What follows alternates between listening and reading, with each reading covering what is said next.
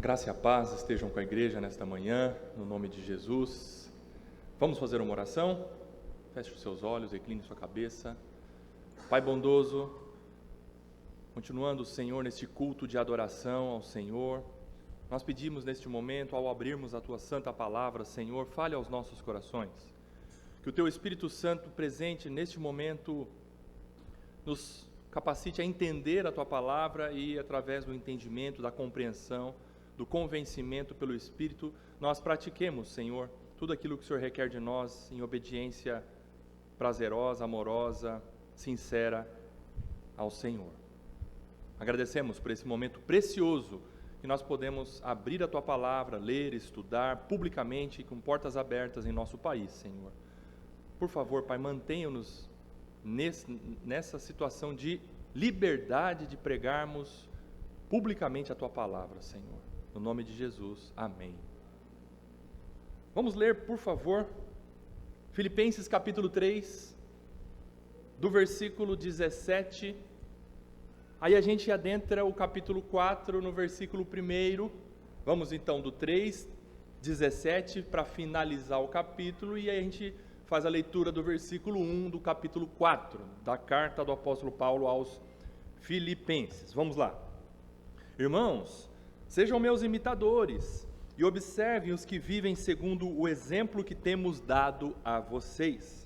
Pois muitos andam entre nós, dos quais repetidas vezes eu lhes dizia, e agora digo até chorando, que são inimigos da cruz de Cristo. O destino deles é a perdição. O Deus deles é o ventre. A glória deles está naquilo de que deviam se envergonhar, visto que só pensam nas coisas terrenas. Pois a nossa pátria está nos céus, de onde também aguardamos o Salvador, o Senhor Jesus Cristo, o qual transformará o nosso corpo de humilhação para ser igual ao corpo da sua glória, segundo a eficácia do poder que Ele tem de até subordinar a si todas as coisas. Portanto, meus amados irmãos, de quem tenho muita saudade, vocês que são a minha alegria e coroa, sim, meus amados, permaneçam deste modo, firmes no Senhor. Amada igreja, você e eu, nós que somos crentes em Jesus Cristo, nós estamos aqui de passagem. Nós estamos aqui nesta existência terrena que é a sala de espera para o céu. A nossa cidadania não é uma cidadania terrena, a nossa cidadania é celestial. Você e eu, que somos crentes em Jesus Cristo e vivemos aqui nesta terra para adorá-lo e obedecê-lo, nós temos uma cidadania celestial. Agora, quem não é legítimo cidadão do céu é cidadão do mundo. Ainda que, quem sabe, tente performar como se fosse um cidadão do céu, mas não tem meio termo. Ou é cidadão do céu e não deste mundo, ou é cidadão do mundo sem possibilidade alguma de ser um pouco cidadão do céu. Porque nessa situação, o seu passaporte dessa pessoa não está carimbado com o sangue de Jesus Cristo, pela fé nele, e não está selado com o Espírito Santo. E eu vou dizer para você, preste muita atenção, esta última situação de cidadão do mundo é uma situação aterrorizante. Paulo tinha tudo isso em mente, quando ele escreveu estes versos no final do capítulo 3, e o versículo 1 do capítulo 4. E diante disso, eu coloquei como tema, vocês viram aí, estão vendo aí, cidadão do céu versus cidadão deste mundo. E Paulo, ele se apresenta como um exemplo de cidadão do céu. Ele também disse que existem tantos outros que também são exemplares cidadãos do céu. Vamos lá então percorrer os versículos que nós lemos e aí vamos compreender o que o apóstolo Paulo quis dizer com essa escrita. Versículo 17 do capítulo 3, olhem lá. Irmãos, ele continua escrevendo aos filipenses, à igreja lá em Filipos, e ele mais uma vez chama a atenção. Irmãos, agora ele dá uma ordem: sejam meus imitadores e observem os que vivem segundo o exemplo que temos dado a vocês. Quando o apóstolo Paulo escreve, irmãos, sejam meus imitadores, em outras palavras, o apóstolo Paulo está dizendo assim, sigam o meu exemplo. Isso nós não poderíamos dizer que foi uma arrogância do apóstolo Paulo, ou ele quis se colocar numa posição de superioridade, em relação aos outros. Sigam o meu exemplo, eu estou num patamar acima de vocês. Na prateleira de Deus eu estou em cima, vocês estão embaixo. Não, mesmo porque nós já vimos nos versículos anteriores aqui do capítulo 3, que o apóstolo Paulo declarou com sinceridade, com humildade, que ele era, quem esteve aqui na última pregação, ele era imperfeito. Volte lá no versículo 12, do capítulo 3 de Filipenses. O que está escrito lá? Não que eu já tenha recebido isso, ou já tenha obtido a perfeição. O apóstolo Paulo deixou clara a situação dele diante de Deus e diante dos seus leitores. Eu não sou perfeito. Versículo 13, irmãos, quanto a mim, não julgo havê-lo alcançado. Irmãos, eu não cheguei lá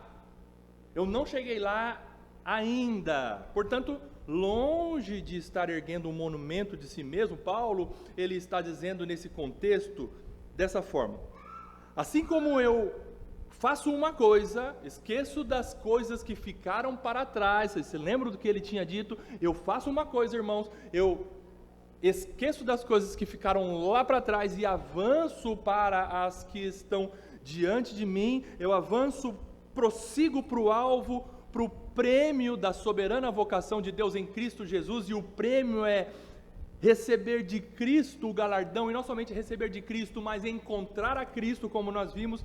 Irmãos filipenses, o apóstolo Paulo está dizendo: chamo vocês, meus leitores, a se juntarem a mim nesse propósito. Por isso que ele está dizendo, irmãos, sejam meus imitadores. Nesse contexto do capítulo 3, prossigam para o alvo, como eu já decidi o que eu quero para a minha vida. Eu esqueço das coisas que ficaram para trás, eu prossigo para as que estão diante de mim. Façam o mesmo. Em outras palavras, o apóstolo Paulo quer dizer o que ele escreveu aos Coríntios. O que o apóstolo Paulo escreveu aos Coríntios? Pelo menos em 2 versículos da primeira carta. O que ele quis explicar ou chamar os coríntios também?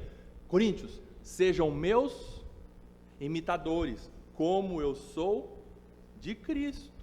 O apóstolo Paulo escreveu isso com essas palavras bem claras: sejam meus imitadores, como eu sou de Cristo. Então fica claro com isso que Paulo, ele chama a atenção para si pelo fato dele estar imitando a Cristo. Em outras palavras, Paulo, ele deveria ser imitado enquanto estivesse imitando Cristo. No final das contas, o que faz a diferença não é a vivência virtuosa de Paulo, mas a vida de Cristo sendo lapidada em Paulo. E é isso que nós devemos olhar. Quando uma pessoa se coloca como um modelo, como exemplo, não é para que outros vejam as suas próprias virtudes e qualidades, mas para que outros vejam as qualidades, as virtudes de Cristo refletidas, imitadas por aquele que fala, eu quero ser como Cristo. Veja o que eu faço. Eu estou me esforçando para ser como Cristo, E notem que Paulo, ele não se restringe somente ao seu próprio exemplo, mas ele faz questão de mencionar que outros irmãos e irmãs também estão se esforçando para serem exemplares imitadores de Cristo, e com isso passam também a ser exemplos para os demais. Percebam que na comunidade, na igreja, nós temos modelos, temos exemplos, para que outros também sejam modelos e sejam exemplos, para que todos cresçam. Não é para que um ou outro se destaque, no bom sentido do termo, como exemplo de Cristo, e os demais falam, eu quero ser como aquele irmão, eu quero ser como aquela irmã, mas só fica no quero, nunca também se esforça para ser como Cristo. Porque na igreja, o apóstolo Paulo ensina, todos devem chegar à estatura do varão perfeito. Todos devem crescer, amadurecer. Veja que no versículo 17, então, o apóstolo Paulo, ele menciona no plural. E observem, versículo 17, que nós estamos aí. Irmãos, sejam meus imitadores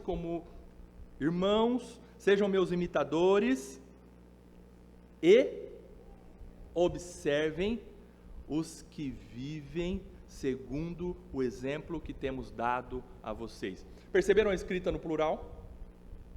Observem os que vivem segundo o exemplo que nós temos dado a vocês. Ou seja, imitem a mim e também imitem outros que estão me imitando, que estão imitando a Cristo.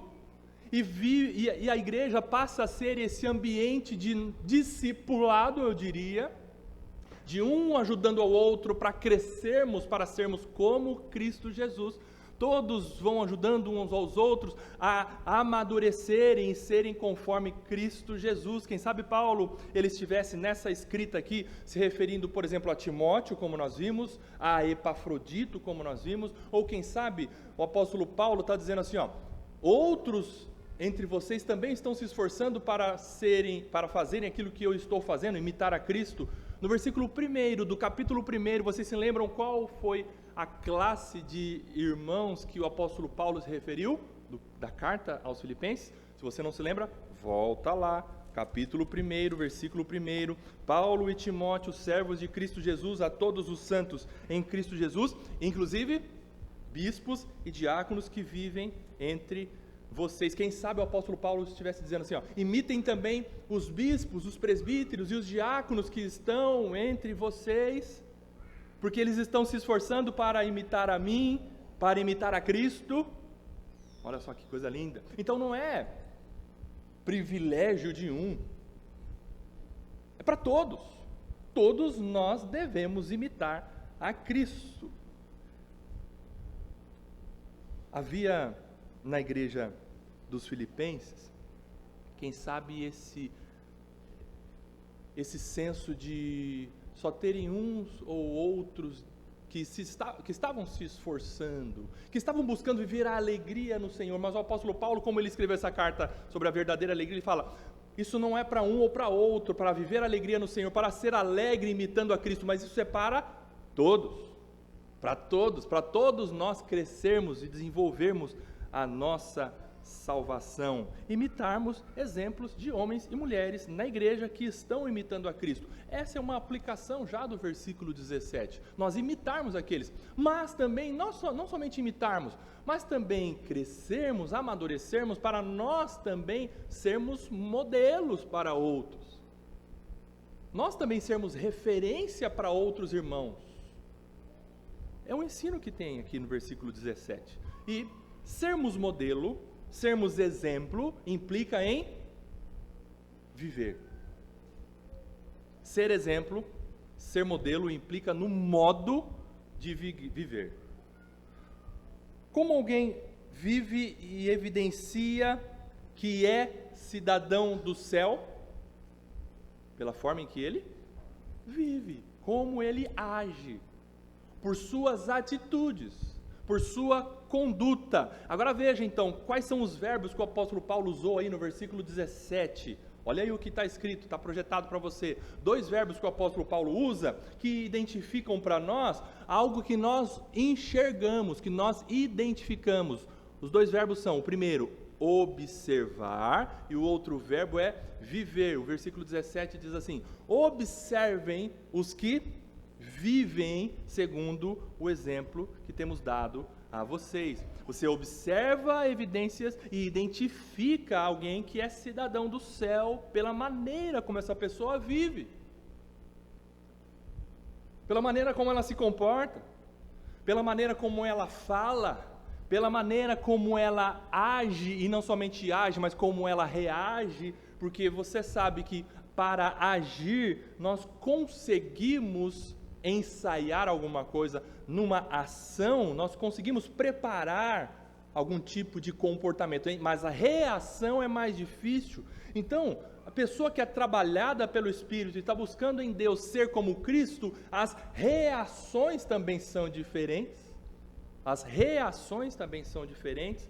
Como essa pessoa, por exemplo, lida com a família, o marido para com a esposa para com o marido, os pais para com os filhos para com os pais. Por exemplo, como uma pessoa está se comportando no trabalho, como patrão, ou como empregado, ou como uma pessoa lida com seus negócios, como uma pessoa lida com as exigências governamentais, por exemplo. Isso tudo identifica e nós podemos observar como a pessoa vive imitando Cristo. Como ela posta nas redes sociais alguma coisa, por exemplo, isso mostra alguma coisa. Não adianta dizer que não, mostra alguma coisa. Como a pessoa se veste, isso revela alguma coisa. Por isso que o apóstolo Paulo diz para os filipenses: observe os que vivem segundo o exemplo que nós temos dado a vocês. Mas, para continuar no versículo 18, Paulo, num contraponto, ele chama a atenção para um problema aqui. Qual que é a situação aterrorizante que eu disse para vocês agora há pouco? Alguns, lá naquele contexto dos filipenses, e quem sabe entre nós aqui, estavam lá e estão, quem sabe, aqui, se achando cidadãos do céu, porém eles não estavam lá e quem sabe não estão aqui com o seu passaporte da fé em Jesus Cristo carimbado e selado pelo Espírito Santo, porque evidenciavam lá com suas ações entre os filipenses, e quem sabe entre nós evidenciam aqui com suas ações não serem seguidores de Jesus Cristo e não seguirem o exemplo daqueles que imitam a Cristo. Entre nós, versículo 18, pois muitos andam entre nós. O apóstolo Paulo está dizendo dos ímpios, porta afora da igreja? Resposta: não. É gente dentro da igreja, que se acha cidadão do céu, mas não vive como tal. Pois muitos andam entre nós, isso é dentro do contexto da igreja, porque na igreja não somente há bons exemplos, na igreja também, infelizmente, há maus exemplos de como viver a vida cristã.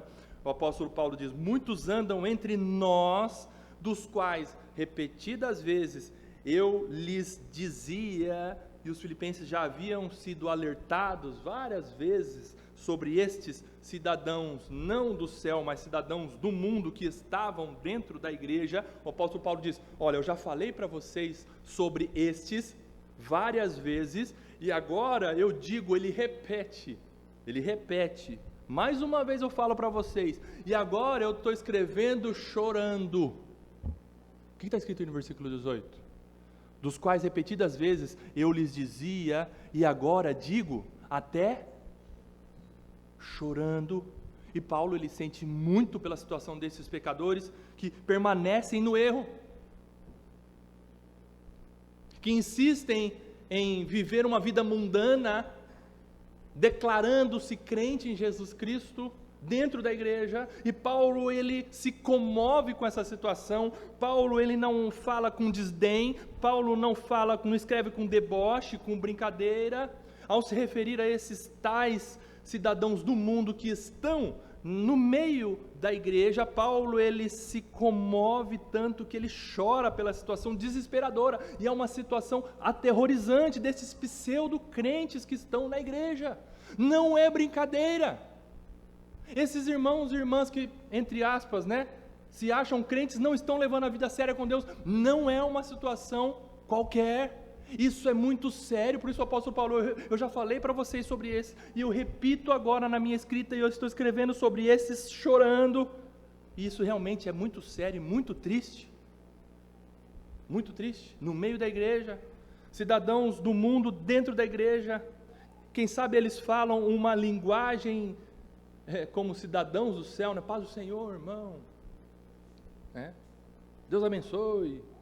Eles, quem sabe, eles têm um sotaque de crente, quem sabe eles se vestem como crente, mas eles não são verdadeiros crentes, são pseudo-cidadãos dos céus, ou nas palavras do nosso Senhor Jesus Cristo, são lobos disfarçados de ovelhas, no meio da igreja, e esta é uma realidade,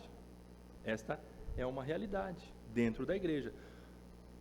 Eu não vou dizer para você olhar por pessoa que está do seu lado, não vou fazer isso, até porque não seria conveniente, né? Olha para a pessoa que está do seu lado, como se fosse um CSI Gospel aí, né? Investigando, eu sempre desconfiei daquela pessoa.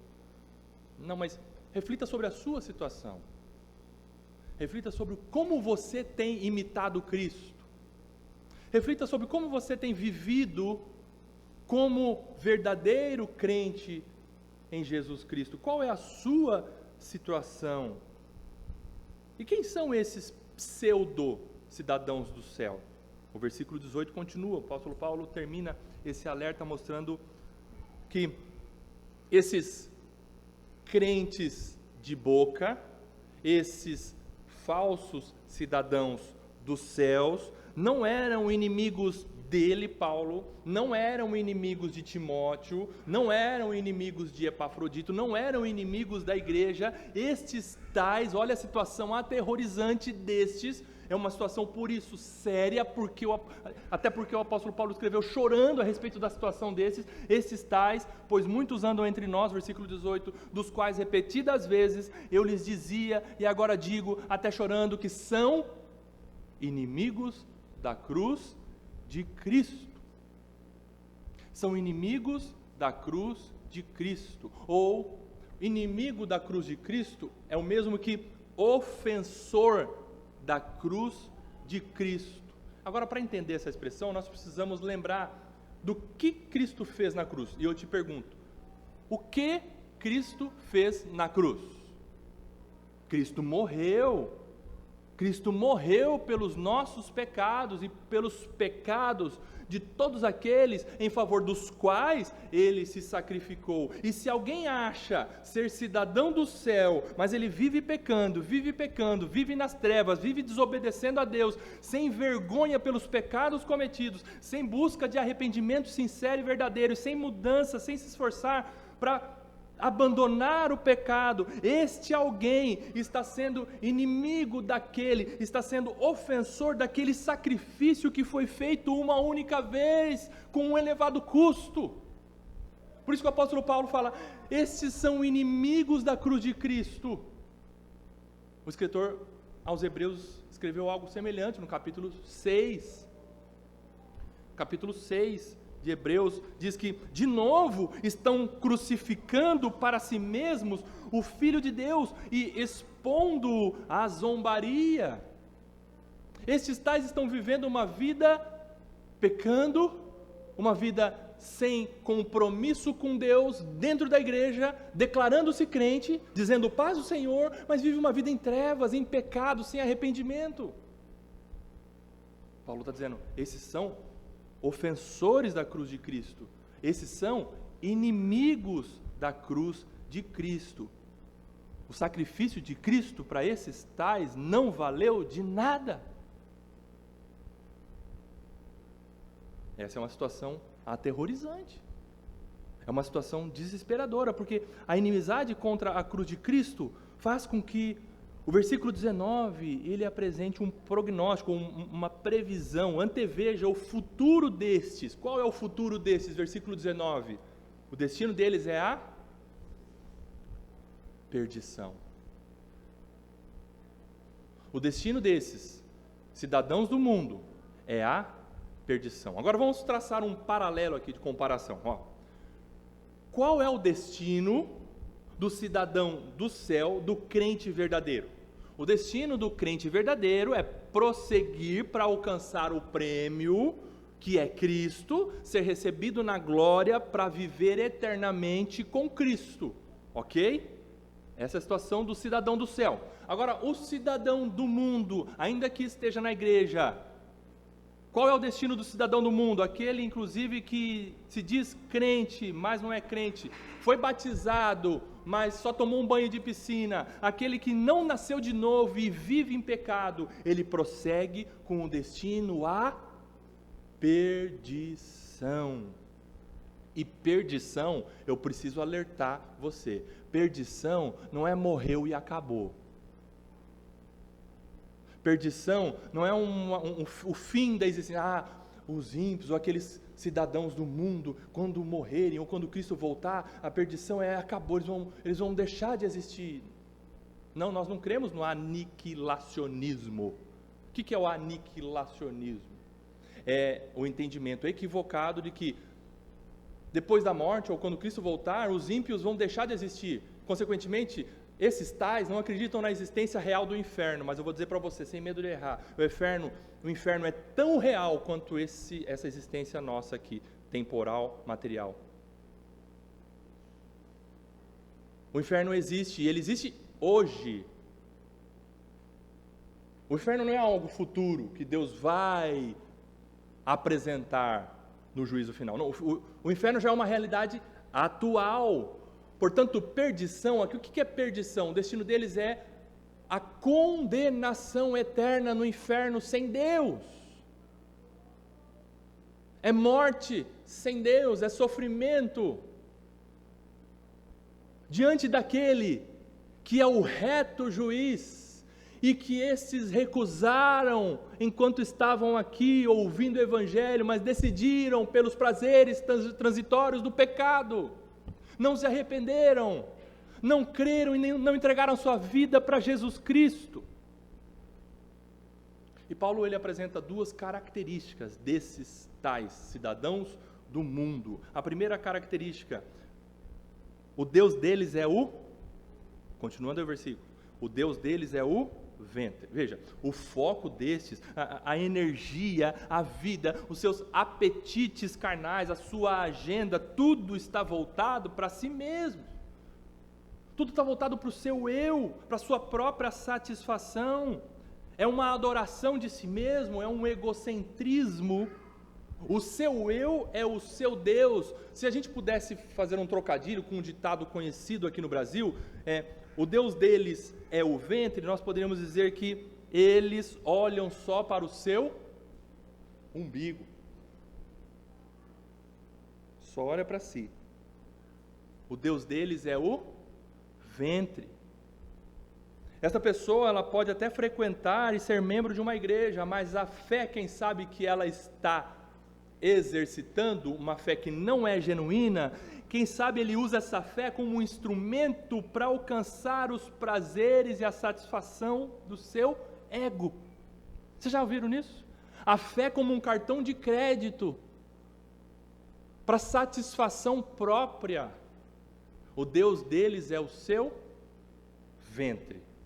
Eles só olham para o seu umbigo. Essa é a primeira característica. A segunda característica, a glória deles está naquilo de que deviam se envergonhar, visto que só pensam nas coisas terrenas. Os pecados que esses tais cometem para satisfazer os seus desejos deveriam ser motivo de vergonha, até porque para um cidadão do céu, para um crente verdadeiro, o pecado é motivo de... Fala aí, gente. Vergonha, de corar o rosto, de nós termos nojo ao olharmos para determinada atitude que fizemos, atitude pecaminosa, e a gente chega ao ponto de pensar diante do Senhor, por que eu fiz aquilo? Mas para esses tais, o pecado não é motivo de infâmia. Estes tais inimigos da cruz de Cristo, até pecados, quem sabe, são motivo de orgulho, são motivo de vantagem, porque eles só pensam no aqui e no agora, nos prazeres transitórios do pecado, como o escritor de Hebreus também deixou bem claro, os prazeres momentâneos do pecado.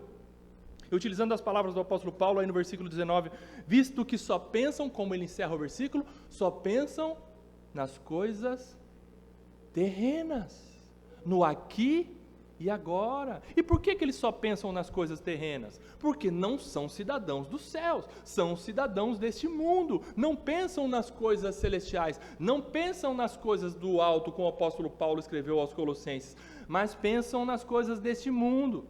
Agora eu preciso dizer para você que não é errado nós estarmos na terra, estarmos no mundo e pensarmos em coisas aqui da terra, lógico, não coisas pecaminosas, mas nós vivemos aqui, nós aprendemos agora há pouco na IBD com o pastor Newton, que nós estamos na igreja, e eclésia no grego é chamado para fora, mas a gente, ainda que seja chamado para fora, mas o pastor Newton explicou para nós que nós vivemos no mundo, e Jesus orou em João 17, em nosso favor, assim: Pai, eu não peço que os tires do mundo, mas que os livres do mal. Amém, nós estamos aqui, nós não somos daqui, tudo bem. Então nós pensamos em coisas aqui da terra, por exemplo, nós planejamos, nós organizamos, nós decidimos coisas aqui na terra, mas o que nós devemos estar em alerta, e esse é o alerta do apóstolo Paulo, é em relação às nossas prioridades, em só pensar em coisas aqui deste mundo, em não considerar Deus em nada em nossa agenda, e não ter o nosso foco, como nós vimos na pregação passada, no prêmio, é viver aqui, com os pés nessa corrida aqui, mas rumo ao alvo. A gente não para aqui, nós não somos deste mundo. O apóstolo Paulo também escreveu aos Gálatas, né? Para Deus, Jesus Cristo morreu para nos desarraigar deste mundo perverso. O que é desarraigar? O que é esse verbo desarraigar? É tirar as raízes deste mundo. Nós vivemos aqui, nós decidimos, nós compramos, nós vendemos, nós nos relacionamos com pessoas ímpias, ok, mas o nosso foco não é aqui, o nosso prazer não é aqui, nosso foco é Jesus, ser como Jesus Cristo e encontrá-lo na glória. Nós sabemos o que nós queremos, nós já decidimos o que nós queremos para a nossa vida. Eu não quero viver como o mundo. Eu luto contra o pecado do meu coração, eu quero me santificar, ainda que eu viva aqui, nós vivemos aqui, nos relacionamos com pessoas, mas a gente faz a diferença. É isso que o apóstolo Paulo está ensinando, desarraigar, ele ensinou aos Gálatas, desarraigar desse mundo perverso. Foi isso que Jesus Cristo fez ao se sacrificar na cruz, e muitas vezes nós estamos querendo voltar com as raízes nesse mundo de novo, jogar raiz, criar raízes novamente nesse mundo. Nós não somos daqui. Nós não somos daqui. E se isso dói para você dizer, eu vou deixar esse mundo, eu vou dizer para você, reflita sobre a sua salvação. Porque esse mundo não tem nada de bom para nos oferecer. Nós vivemos aqui, mas nós queremos o nosso Senhor, nós estamos aqui de passagem, somos peregrinos e forasteiros, como escreveu o apóstolo Pedro. Peregrinos e forasteiros, nós estamos de passagem, nós temos um destino certo. Agora a nossa cabeça está lá, nossa cabeça está no alto, o nosso foco é Jesus Cristo, a nossa esperança é Cristo Jesus, que já nos deu a vida eterna, e a nossa pátria não é essa pátria aqui. Nós somos cidadãos daqui, ok, você tem a sua identidade, o seu CPF, tudo bem, você exerce cidadania aqui, mas isso aqui tudo é passageiro. Nós somos cidadãos do céu, cidadão celestial, a nossa pátria está lá. Versículo 20, olha o que o apóstolo Paulo escreve, continuando esse assunto: pois a nossa pátria está nos céus, louvado seja Deus, de onde também aguardamos o salvo. Olha só que lindo, nossa pátria está lá, o meu alvo é lá, eu tenho cidadania celestial, e de lá nós aguardamos o Salvador, o Senhor Jesus Cristo. Você percebeu a diferença? Versículo 18, 19 e o versículo 20. É nítido o contraste entre cidadãos deste mundo terreno e cidadãos do céu, entre trevas e luz, entre os que estão caminhando rumo à perdição e os que estão salvos caminhando rumo à vida eterna, e o encontro com o Senhor nos ares. Louvado seja Deus. Em qual situação você está, meu ouvinte, nesta manhã? Nós que somos cidadãos do céu, olhamos para o céu, reconhecendo que nós não somos deste mundo. É aquela historinha, né, do pintinho, da galinha e da águia. Vocês já ouviram essa história?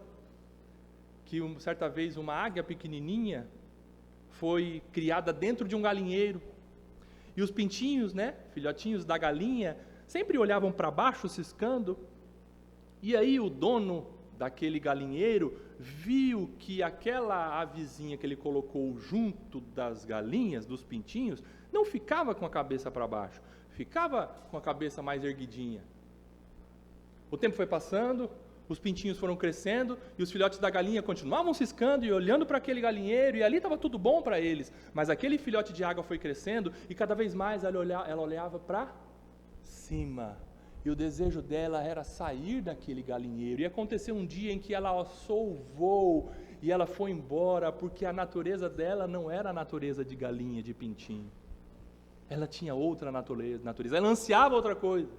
Ela não ficava com os olhos para baixo nesse galinheiro, mas fitava os seus olhos para cima. É simples essa analogia, né?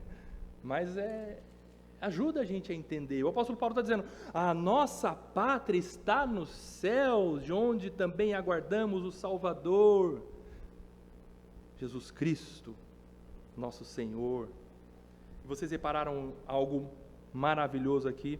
De lá, da nossa casa definitiva, da nossa morada permanente, nós aguardamos o Salvador, o Senhor Jesus Cristo. Veja, preste atenção, a nossa esperança não está exclusivamente baseada na vinda do Senhor e Salvador Jesus Cristo. A nossa esperança não está exclusivamente baseada na vinda do nosso Senhor e Salvador Jesus Cristo. A nossa esperança está no Salvador e Senhor Jesus Cristo que virá. Nós não estamos esperando que um evento nos salve. Nós estamos aguardando aqui nessa existência temporária. Nós estamos aguardando com esperança por uma pessoa que nós declaramos hoje que amamos, e nós amamos muito e não vemos a hora de encontrá-la, e essa pessoa é o nosso Senhor e Salvador Jesus Cristo, que declarou firmemente que Ele virá uma segunda vez e não tardará. Portanto, a nossa esperança não está num evento, a nossa esperança está naquele que preparou todo esse evento, que está acima de qualquer coisa. Nós não estamos aqui de passagem como se tivéssemos assim: não aguento mais esse mundo, eu quero ir embora daqui, porque lá em cima vai ter rua de ouro, lá diz que não vai ter fome, não vai ter sede, não vai ter doença. Nós aguardamos aquele que virá. A nossa pátria é celestial, e nós aguardamos o Rei dos Reis, o dono do reino do céu, aquele que é o rei, que senta no trono do reino dos céus, e no reino de tudo, e nós aguardamos a Ele, e Ele vem para nos encontrar. Olha só o ensino do pastor Leonardo Sayum. O pastor Leonardo Sayum escreveu algo tão claro e maravilhoso ao mesmo tempo. Leia comigo aí, Nós caminhamos para o encontro com o Salvador. Não é um Salvador. E o Salvador tem nome, o Senhor Jesus Cristo. E não estamos aguardando a nossa pátria futura, porque não teremos mais enfermidades. Não estamos aguardando a nossa pátria futura, porque vamos encontrar pessoas que nós amávamos e partiram antes de nós. Leia comigo bem forte. O nosso foco é o encontro com Cristo Jesus, o Salvador e o Senhor. Aleluia, louvado seja Deus. E não somente nós aguardamos esse momento. Sabe quem mais aguarda esse momento? O apóstolo Paulo ensina em Romanos capítulo 8, a partir do versículo 19, Paulo deixa claro que a natureza aguarda por esse momento, onde todas as coisas serão transformadas. Aleluia, louvado seja Deus. Você acha a natureza bonita hoje? Naquele grande dia, o dia da redenção consumada por Jesus Cristo, a natureza será lindamente aprimorada, aperfeiçoada, tal qual nos dias do Jardim do Éden, antes dos nossos primeiros pais pecarem. A natureza será belíssima, perfeita, maravilhosa, muito mais do que você olha hoje a natureza bela. E a natureza hoje já é linda, a criação de Deus é maravilhosa. A natureza aguarda. O apóstolo Paulo escreve lá em Romanos 8 que a natureza hoje geme por conta da situação de maldição do pecado. Mas um dia certo, no dia já determinado pelo Senhor, a natureza também será transformada, redimida, naquele grande e terrível dia. Nós veremos a natureza belíssima criada por Deus em um novo céu, em uma nova terra. E mais do que isso, nós veremos o nosso Redentor, o amado das nossas almas, face a face. O teólogo F.F. Bruce, ele escreveu que nós devemos viver como a geração que irá saudar o retorno de Cristo. Olha só que entendimento lindo de F.F. Bruce. Nós devemos viver hoje como a geração que irá recepcionar Jesus Cristo voltar segunda vez. Você já parou para pensar nisso? Você já parou para pensar que ao sair desse culto, ao virar a esquina, o Senhor Jesus pode voltar? E como você está vivendo? Aliás, esse entendimento da vinda do Senhor Jesus Cristo pela segunda vez é altamente santificador. O que é altamente santificador? Saber que Jesus Cristo vai voltar nos compromete a vivermos uma vida em santidade. E eu falo para você, experimenta, um pouquinho antes de você decidir pecar, experimenta pensar assim: e se Jesus voltar agora? Você pecaria? Pensar na vinda de Jesus Cristo é altamente santificador. Amém, é isso mesmo, Heitor. É altamente santificador. E Jesus Cristo está voltando, e Ele disse que Ele vai voltar. E se Ele disse que Ele vai voltar, isso vai acontecer. E nós aguardamos o Senhor vindo dos ares. Eu pergunto para você, meu irmão, minha irmã, o seu pecado te incomoda? Sim, me incomoda, e isso é um ótimo sinal. É um ótimo sinal quando a gente fica incomodado com o pecado. Você não quer mais pecar? É a minha pergunta para você. Eu não quero mais pecar. E se tem gente caminhando para a perdição, nós, cidadãos dos céus, nós estamos caminhando para a transformação completa. Aqui que o apóstolo Paulo escreve aí no versículo 21, o qual, você tem que perguntar para o texto, como eu já tenho dito aqui, né? Pergunte para o texto, sobre quem ele está dizendo, a respeito de quem o apóstolo Paulo menciona, o qual quem?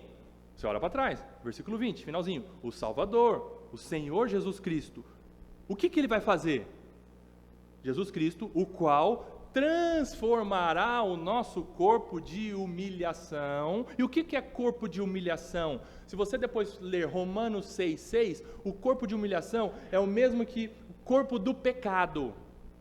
É esse corpo que ainda está afeto ao pecado, é um corpo que ainda peca, é um corpo que ainda desagrada por suas atitudes a Deus. Nós nesse corpo ainda pecamos, infelizmente ainda pecamos. Muitas vezes não queremos pecar, mas às vezes pecamos, como o apóstolo Paulo escreveu aos Romanos também: o bem que eu quero eu não faço, mas o mal que eu não quero, quando eu vi eu já fiz. Essa luta de carne e espírito que o apóstolo Paulo ensina aos Gálatas, e nós estamos nesse corpo de humilhação, é um corpo sujeito à mortalidade. E como será o nosso corpo? O apóstolo Paulo escreveu aí, continuando no versículo 21, leia aí: o qual transformará o nosso corpo de humilhação para ser igual ao corpo da sua glória. Nosso corpo será como o corpo glorioso de Jesus Cristo. E quando Cristo ressuscitou, Ele ressuscitou com o seu próprio corpo, um corpo reconhecível. Cristo não reencarnou, Cristo ressuscitou. Cristo não veio depois da sua morte em um outro corpo, não existe reencarnação. Cristo ressuscitou no seu próprio corpo, mas o corpo glorificado, sem limitações de um ser humano, mas sem pecado, obviamente, nem antes nem depois de sua morte e ressurreição. E nós experimentaremos esse corpo glorificado de Jesus Cristo. E no nosso caso, experimentaremos um corpo, uma existência física real com corpo glorificado, sem pecado, sem luta de maus pensamentos. Um corpo perfeito, um corpo glorioso como o de Jesus Cristo, e um corpo reconhecível. Nós não vamos ressuscitar naquele dia com outro corpo. Eu vou olhar para o Suriel, cidadão do céu como eu, e eu vou reconhecer o Suriel lá no céu. Eu vou dizer, que bom que nós estamos aqui. Chegou o dia de nós desfrutarmos, mas chegou a vida eterna para nós desfrutarmos para sempre com o Senhor, louvado seja Deus. Um corpo reconhecível. Jesus ressuscitou com um corpo reconhecível. Basta ver Lucas capítulo 24, aqueles 2 discípulos a caminho de Emaús, eles estavam discutindo, tristes, porque Jesus morreu na cruz. E agora, o que nós vamos fazer? E eles estavam discutindo, de repente, sabe quem aparece do lado deles? Um terceiro homem. Jesus Cristo, andando do lado deles. Mas ali diz o texto que a visão deles ficou impedida de reconhecer Jesus Cristo naquele momento. E aí Jesus Cristo falou para esses 2 discípulos que não reconheceram Jesus Cristo naquele momento: por que vocês estão tristes discutindo? O que aconteceu? Aí os discípulos falam para aquele homem, Jesus Cristo: você não está sabendo o que aconteceu lá na Judéia? Jesus Cristo morreu, aquele mestre morreu crucificado. Aí diz o texto, Lucas escreve no capítulo 24, que Jesus Cristo passou a explicar, desde lá das profecias do Antigo Testamento, que era para se cumprir aquilo, que de fato era para o Cristo morrer na cruz, se sacrificar em favor do povo de Deus. E aí eles entenderam tudo aquilo. Passou um tempo, eles chegaram perto da aldeia de Emaús e entraram talvez numa casa, e na refeição, Jesus Cristo sentou à mesa, e diz o texto que naquele momento eles viram que era Jesus que estavam com eles, e eles ficaram maravilhados, e diz o texto que um falou para o outro assim: ei, é Jesus que está aqui, Jesus que estava lá, por isso que o nosso coração ardia quando ele falava, porque era ele que estava lá com a gente. E diz o texto, vamos lá em Lucas 24, olha ali o versículo 32, como estava o corpo de Cristo naquela oportunidade? Lucas 24, olha só que maravilhoso, para nós sabermos que Jesus ressuscitou com um corpo reconhecível. Lucas 24, versículo 35, vocês acharam aí? Então os dois discípulos contaram o que lhes tinha acontecido no caminho, contaram para os outros discípulos e para os apóstolos. Jesus, depois daquela refeição com os 2 discípulos, sumiu, desapareceu da frente deles. E esses 2 discípulos encontraram os outros discípulos e contaram o que havia acontecido a caminho de Emaús e que eles tinham visto Jesus ressurreto. E aí, então os 2 contaram o que lhes tinha acontecido no caminho e como, olha só, tinham reconhecido o Senhor no partir do pão. Então Jesus Cristo, ele ressuscitou com um corpo reconhecível, e nós ressuscitaremos com esse corpo glorioso. Voltando lá para Filipenses capítulo 3, nós teremos um corpo perfeito, um corpo glorificado como o do nosso Senhor Jesus Cristo. Você crê nisso? É distante isso para nós ainda, né? Mas essa é a realidade, essa é a nossa, já é a nossa realidade. Quando o apóstolo Paulo escreve lá aos Romanos, que Deus de antemão, os que de antemão conheceu, esses também chamou. Os que chamou, esses também justificou. Aos que predestinou, a esses também justificou. E aos que justificou, a esses também glorificará? Não, esses também glorificou. Ou seja, no pacote de redenção de Deus para nós, no chamado, na eleição, na predestinação, na justificação, já está consumada a nossa glorificação. Você já está glorificado para Deus, é porque não aconteceu ainda. Mas já está certo. Você que é cidadão do céu, já está certo, o seu corpo será glorificado naquele dia. Nós ressuscitaremos. Nós ressuscitaremos com um corpo reconhecível. Mas quem garante isso? Eu? Porque eu estou dizendo para você, tenha pensamento positivo, hein? Não é pensamento positivo. É fé, e a confiança total naquele que disse que vai fazer. O apóstolo Paulo mostra a base do ensino dele, a base da argumentação dele. A base da argumentação dele não é bom pensamento. Não é assim, Filipenses, faz figas, hein? Vão ser glorificados. Não. Qual que é a base do ensino do apóstolo Paulo? Continuando o versículo 21. Segundo, tudo isso que eu estou dizendo para vocês, o nosso corpo de humilhação será transformado num corpo glorioso como o do nosso Senhor, segundo a eficácia, não das minhas palavras, na eficácia do poder que Ele, quem? Ele, Jesus, tem de até subordinar a si todas as coisas. O que o apóstolo Paulo está dizendo? A eficácia do poder de Cristo é total. Por quê?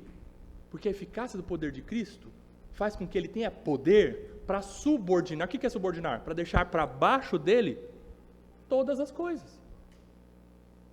Cristo subordina a si, o poder de Cristo é tal que ele subordina a si todas as coisas. Todas as coisas. A sua ressurreição está subordinada a Cristo? Ele vai realizar. Ele vai fazer. A perdição dos ímpios, daqueles pseudo-cidadãos do céu que estão no meio da igreja, a perdição deles é certa? É certa. Porque Cristo disse que aqueles que não crerem nele já estão condenados. Então é o poder de Cristo que garante tudo isso. E Cristo tem esse poder. Cristo criou todas as coisas. Do início de tudo ele estava lá. Ele sustenta todas as coisas. Cristo no presente está aqui agindo com o seu poder pleno. Cristo está na sala de controle do universo. Abraham Kuyper, um teólogo holandês, diz que não existe 1 centímetro quadrado no universo criado por Deus que Jesus Cristo não reivindique e não diga, é meu. Não existe. Cristo tem todo o poder. E como a gente canta aquela canção do Sola, de Colossenses 1, baseada em Colossenses 1, e vocês vão cantar comigo agora, vamos lá. Pois nele foram criadas todas as coisas nos céus e na terra, sejam tronos, soberanias, poderes ou autoridades. Ele é antes de tudo e a todos sustenta pela palavra, pois foi do agrado de Deus que em tudo ele tenha supremacia. Ele quem? Você está cantando sobre Jesus. Colossenses 1. Aqui eu abro um parênteses. Veja o que você está cantando, viu? Veja o que você está ouvindo, viu? Estou ouvindo uma música gospel, irmão. Pensa numa música boa lá, que é me dá um remeleixo gostoso para lavar o carro. Não é isso que vai definir uma música boa para você. Ainda que você coloque na playlist a música gospel. Veja a letra. O que você está cantando? Não é o que você está dançando. Não é aquilo que mexe seu pé. Às vezes você está cantando coisa que é uma heresia. Canção como essa do Sola a gente recomenda de A a Z. São irmãos tementes ao Senhor que escrevem letras baseadas nas Escrituras. Fecha o parênteses. Você acha que Cristo então não tem o poder para cumprir em nosso favor essa promessa de nos transformar um corpo glorificado lá no futuro? Com certeza sim. Amém, louvado seja Deus. Então, para finalizar, eu me pergunto, e você também deve se perguntar, como eu estou aguardando aqui neste mundo o meu Salvador e Senhor Jesus Cristo? Como eu estou aguardando? O apóstolo Paulo então escreve no versículo 1 do capítulo 4, ele termina o capítulo 3, mas ele não termina o assunto. É que na edição da Bíblia, quando houve a separação em versículos, esse assunto ficou para o versículo 1 do capítulo 4, mas faz parte do contexto do que nós vimos no capítulo 3. Paulo, então, ele escreve no versículo 1 do capítulo 4, portanto, e esse portanto aqui, de fato, ele vai encerrar a carta, porque o portanto do capítulo 2, como nós vimos, olha lá no capítulo 2, Paulo escreveu assim, portanto, e o portanto ali no grego do capítulo 2, parecia uma palavra de finalização, mas ele escreve o capítulo 2, capítulo 3, e não tinha acabado ainda. O portanto ali do capítulo 2 não é para acabar a carta, agora é para acabar a carta. E nós estamos chegando ao fim dessa carta belíssima, vai dar saudade. Vai dar saudade entre aspas, está aqui na Bíblia, a gente mergulha nela todo dia, e a gente tem ela na mão, né? Essa carta maravilhosa. E o portanto aqui então do apóstolo Paulo é para encerrar esse assunto e caminhar também para pontos específicos para tratar na igreja de Filipenses, por exemplo, a briga entre duas irmãs, discórdia entre duas irmãs, que era para ser tratado, aparentemente já tinha sido tratado, mas Paulo dá uma reforçada, Evódia e Sintique, que nós vamos ver depois, no versículo 2 para baixo. Então, aqui ele está encerrando esse assunto sobre cidadania, sobre a pátria celestial, e está caminhando para encerrar a carta. Portanto, meus amados irmãos, quando ele fala meus amados irmãos, ele reconhece que os seus leitores são cidadãos do céu. A pátria deles é a pátria celestial, louvado seja Deus, de quem tenho muita saudade. Olha que coração do apóstolo Paulo, né? O pastorzão, né? Irmãos, eu tenho saudade de vocês, eu estou com muita saudade de vocês, eu não sei se eu vou poder ver vocês de novo. Ou eu vou ser condenado, ou eu vou ser liberto. Ele escreveu sobre esse dilema no capítulo 1, né? Estar com Cristo para mim é incomparavelmente melhor. Mas, em favor de vocês, eu acho que é melhor eu ficar. Quem sabe eu encontro vocês novamente, mas se eu não conseguir encontrar vocês novamente, eu vou mandar Timóteo para ver vocês, para passar notícia a vocês, meus amados irmãos, que eu tenho muita saudade. Timóteo, quem sabe vai encontrar vocês, mas se não der para Timóteo encontrar vocês, eu vou mandar Epafrodito, e pelas mãos de Epafrodito eu mando essa carta. Mas irmãos filipenses, eu tenho muita saudade de vocês, vocês que são a minha alegria e coroa, orgulho espiritual do apóstolo Paulo, se a gente pode dizer assim. Vocês são, a igreja dos Filipenses era uma igreja notável para o apóstolo Paulo, era uma igreja carinhosa, mas tinha problemas, lógico, como toda igreja. Por isso que o apóstolo Paulo trata aqui, já tratou em alguns momentos da carta, e a partir do versículo 2 vai buscar resolver problemas pontuais lá na igreja dos Filipenses. Mas ele diz assim, vocês são a minha alegria e coroa, meu orgulho, eu amo demais vocês. E com relação ao irmão aí, que está do seu lado, você pode dizer para ele que ele é a sua alegria? Não fala nada, responde diante de Deus. Paulo expressa isso, vocês são a minha alegria, é o meu orgulho, a minha coroa. Eu amo demais vocês, estou com muita saudade de vocês, não vejo a hora de ver vocês, meus amados. Permaneçam, qual é a maneira então de nós vivermos aqui como cidadãos dos céus? Aqui, permaneçam deste modo, qual modo? Não como cidadãos do mundo, não aqueles que estão indo rumo à perdição, não aqueles que estão debochando do sacrifício de Cristo na cruz, não como aqueles que estão olhando para o próprio umbigo, querendo satisfazer os seus próprios desejos, inclusive usando a fé para isso, no meio da igreja. Não vivam assim, vivam, como eu expliquei para vocês, como cidadãos do céu, olhando para a pátria celestial, aguardando o Senhor e Salvador Jesus Cristo. Vivam desse modo, firmes no Senhor. E assim eu concluo então, meu irmão, cidadão do céu, minha irmã, cidadã celestial, o seu coração está angustiado hoje? O seu coração está atribulado hoje? Seu coração está triste hoje? Seu coração está perturbado hoje? Você que é cidadão do céu, ouça o seu Senhor Jesus Cristo falar ao seu coração nesta manhã o que Jesus disse em João capítulo 14, do versículo 1 até o versículo 3. Você que é cidadão do céu, está aguardando o Senhor e Salvador Jesus Cristo voltar. Olha o que ele diz para você nesta manhã, que o coração de vocês não fique angustiado. Em qual momento? Agora, enquanto aguardamos. Não fique angustiado, não se perturbe. Vocês creem em Deus, creiam também em mim. Ou seja, o que eu disse é verdade, é a verdade. E o que eu falei que eu vou cumprir, a promessa que eu falei para vocês, eu vou cumprir. Creiam também em mim. Versículo 2. Na casa de meu pai há muitas moradas. Há muitas moradas aqui, como nós vimos na exposição lá do Evangelho de João, muitas moradas lá no céu vão ter cômodos espaçosos. O que são cômodos espaçosos? É que tem lugar para todo mundo. Não vai faltar um daqueles que o Senhor escolheu, predestinou, justificou e glorificou. Tem espaço para todo mundo. Na casa do meu pai há muitas moradas. Se não fosse assim, eu já lhes teria dito.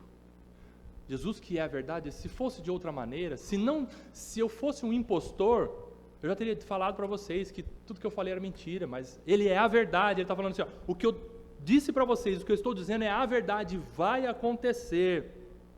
Pois vou preparar um lugar para vocês, louvado seja Deus, e Ele foi preparar um lugar para nós.